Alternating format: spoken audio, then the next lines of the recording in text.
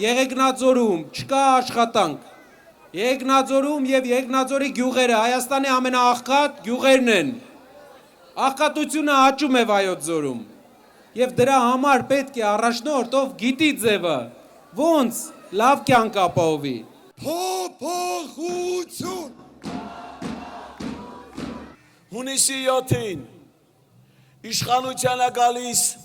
ազգային բարերար Սամվել Կարապետյանը։ Ուժեղ Հայաստանը առաջարկում է, որ Հայաստանի Հանրապետությունում երկու անսակարկելի արժեք լինի։ Մեկը դա մարդասիրությունն է, երկրորդը իրավունքի գերակայությունն է։ Սամվել Կարապետյանը խոստանում է ապահովել անվճար կրթություն մեր երիտասարդների համար, որքան որ դա հնարավոր է։ Բոլորս իրար հետ հոխենք Հայաստանի այս խեղճ վիճակը, որ ունենանք նորմալ ուժեղ երկիր, ուժեղ առաջնորդով, որ լավ ապրի մեր ազգը։